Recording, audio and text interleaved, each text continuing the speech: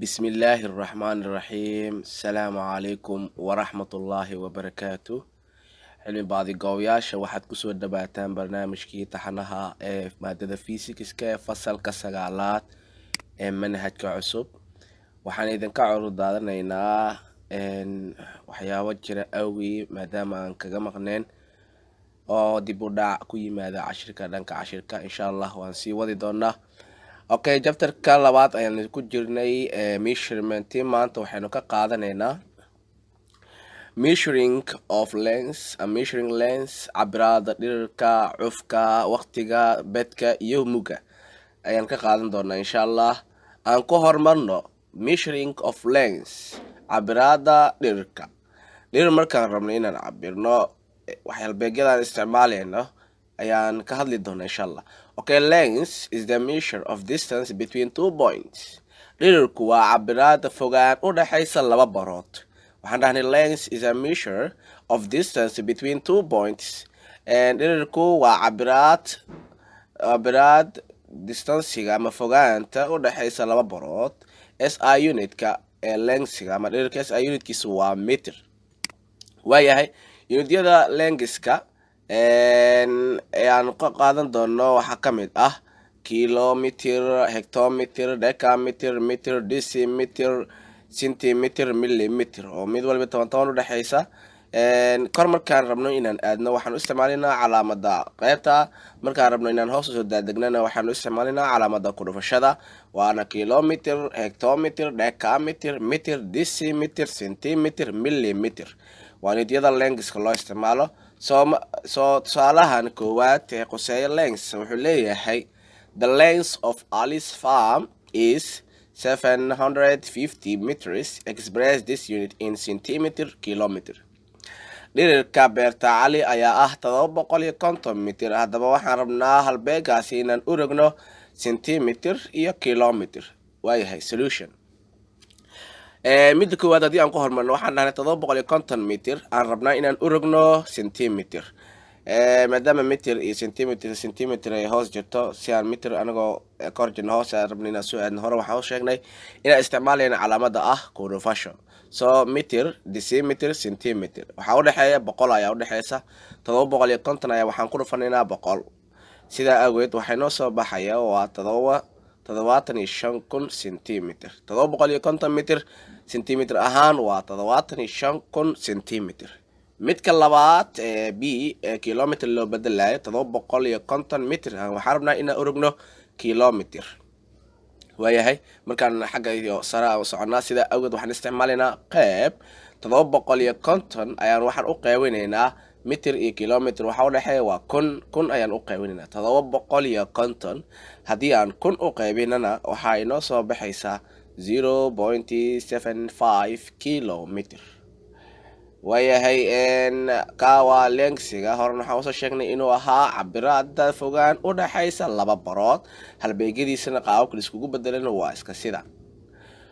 aan ku gudubno mass, measuring of mass, cabiraada cufka. mass of substance, cufka shayga is a measure waa cabiraada of the amount of matter it contains. cadadka walaxda ay ka kooban tahay ayaa waxaa loo yaqaanaa yani mass. waxaan dhahnay is a measure waa cabiraada of the amount of matter it contains. cadadka walaxda ay ka kooban tahay. mass is not affected by change in temperature, pressure or any physical change.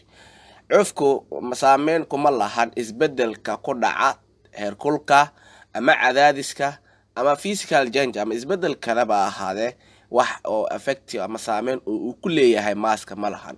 waa markii ay maaska iyo weightka wax ay ku kala duwan yihiin la sheegayo waay.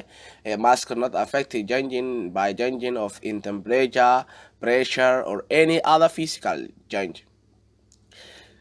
taa oo la mid ah it will have the same value. waxay leedahay qiimaheeda isku midka ah hadday joogto irsiga oo dhulka oo moon ama dayax ama space ama goob kale or any other place in the universe ama goob kale oo dunida ka tirsan. meel walba ay joogto maasku never change ama not affected by change. wax isbedel ah yani affecting kuma garaysmayso ama affecting kuma lahan.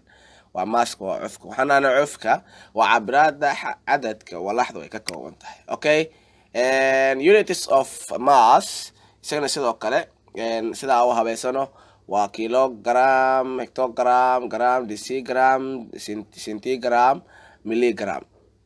soo kor markaan u socono waxaan isticmaalaynaa calaamada qaybta, hoos markaan noo soconana waxaan u isticmaalaynaa calaamada ku dhufashada.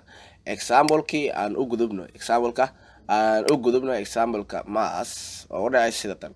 A doctor prescribes a drug which is 500 milligram for a patient. Change this unit into gram. Dhaqtar ayaa waxa uu soo qoray daawo 500 milligram ah ayuu wuxuu u soo qoray bukaanka, haddaba u bedel gram ahaan. Solution waxaan rabnaa 500 milligram aan rabnaa inaan u bedelno gram. So saan filaya koraan u soconaa, calaamad waxaan isticmaalaynaa qayb. So 500 gram iyo milligramna maxaa u dhexeeya marka? waxaa u dhexeysa waa 1000.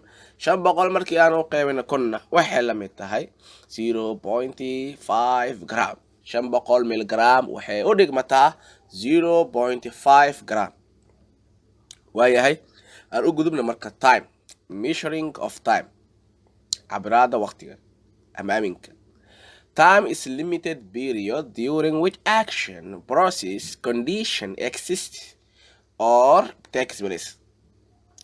يعني waa limited period, muddo xadidan inta lagu guda jiro ama uu dhacayo action ama process ama xaalada ay jirto or takes place ama xaaladaas ay dhacaysa, waa muddo oo yani limited oo xadidan. SI unitkiisuna waa second. waxa lagu cabiraan dhahan SI unitkiisa waa second. waxaana time is a limited period, waa muddo xadidan inta lagu guda jiro which an action, ficilka ama actionka or processka ama condition exist ay jiraan or takes place ama ay dhacayaan. SI unitkiisana maxaan dhahnay waa second.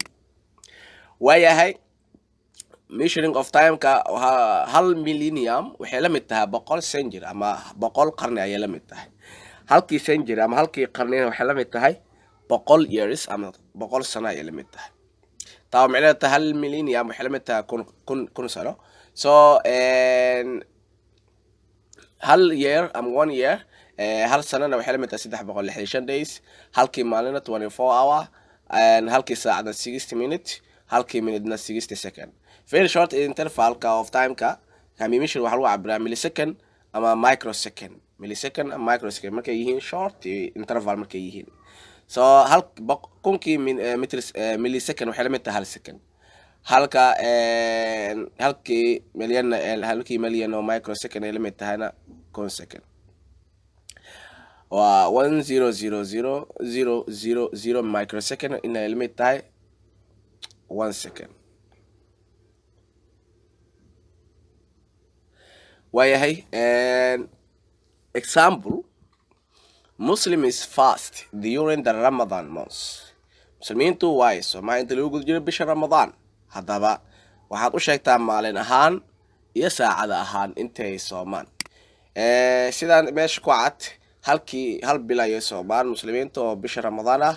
halkii bilna wuxuu la mid yahay 30 days ama 30 maalmood. waayahay mid labaad hour u bedelaynaa.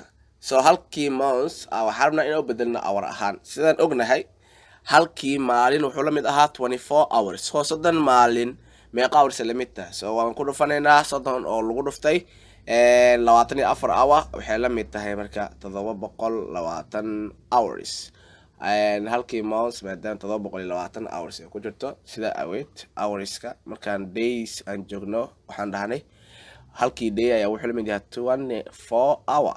So 1 month wuxuu la mid yahay 720 hours.